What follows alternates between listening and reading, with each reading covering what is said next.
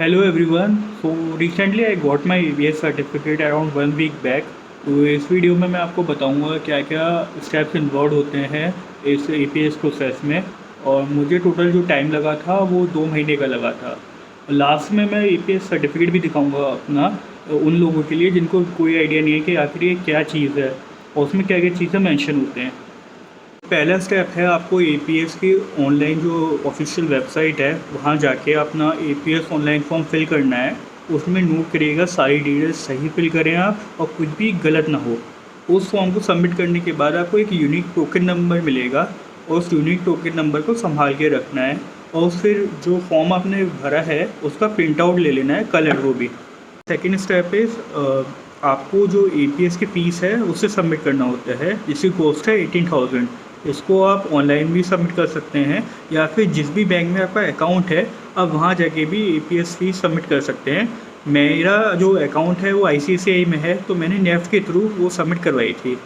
तो मैंने जो एपीएस का फॉर्म फिल करा था वो 3 अप्रैल को करा था।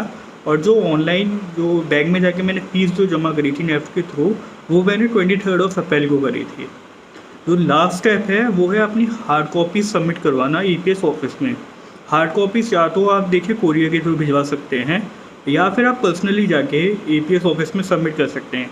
अंदर जाना अलाउड नहीं है, आपको बाहर ही अपने डॉक्यूमेंट्स रख के जाना होगा।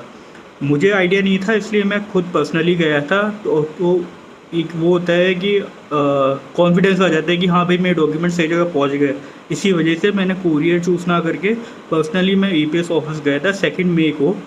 और वहाँ मैंने बच्चों से भी बात करी थी। वहाँ काफ़ी ऐसे बच्चे थे जिन्होंने अपने दिसंबर 2022 की बात कर रहा हूँ तब सबमिट करे थे अपने डॉक्यूमेंट्स और अभी तक उनको एपीएस सर्टिफिकेट नहीं मिला है। उन्होंने 3-4 चक्कर मारे, उन्हें अंदर नहीं भेजने दिया। एक स्लिप उनसे भरवा लेते हैं जिसमें उनका नाम टोकन नंबर होता है और जो मैम होती हैं जो बाहर निकलती हैं guard, I think head of guard होंगी वो क्या हैं, लेकिन जर्मनी की तो नहीं थी, इंडियन ही थी। वो स्लिप ले जाती हैं अंदर और फिर उनको देती हैं नहीं देती हैं नो आइडिया। तो एपीएस ऑफिस जाके अपना टाइम वेस्ट ही करोगे आप। हाँ, अगर आप हार्ड कॉपीज़ जाके रखना चाहते हो बाहर गेट के पास तो आप भले जा सकते हो। तो काफ़ी बच्चे हैं जिनको नहीं मिला अभी तक उनका एपीएस सर्टिफिकेट। मुझे जो है वो 26 जून को मिला था अपना एपीएस सर्टिफिकेट। तो 3 अप्रैल को मैंने ऑनलाइन फॉर्म फिल करा था। 23 अप्रैल को मैंने एपीएस फीस सबमिट करी थी बैंक में जाके और 2 मई को मैंने अपने हार्ड कॉपी सबमिट करी थी। और फिर 26 जून को मुझे मेल के थ्रू एपीएस सर्टिफिकेट अपना मिल गया। सो आई गॉट लकी कि मेरा इतनी जल्दी एपीएस सर्टिफिकेट आ गया है, क्योंकि अब वो हार्ड कॉपी भेजते थे पहले 5 जो है एपीएस वाले घर पे, अब वो सीन नहीं रहा है। अब ऑनलाइन शुरू कर दिया उन्होंने क्योंकि बच्चों की तरफ से बहुत कंप्लेंट आ रही थी। तो मुझे भी मेरा एपीएस सर्टिफिकेट ऑनलाइन ही मिला है। रिसेंटली सारी यूनिवर्सिटीज़ ये बोल रही हैं कि आप जो है एनरोलमेंट ले लो हमारे यूनिवर्सिटी में, हम जो है वो एपीएस को मेल भेजेंगे आपका जो प्रोसेस है वो एक्सलीट करने के लिए। तो अगर आपका जो है प्रोसेस डिले हो रहा है तो आप अपनी यूनिवर्सिटी से भी मेल के थ्रू कह सकते हैं, कॉल के थ्रू, कि वो एपीएस ऑफिस में मेल करे कि इस बच्चे ने हमारी पर्टिकुलर यूनिवर्सिटी में एनरोलमेंट ले लिया है, काइंडली इसका एपीएस सर्टिफिकेशन का जो प्रोसेस है वो एक्सलेट करें।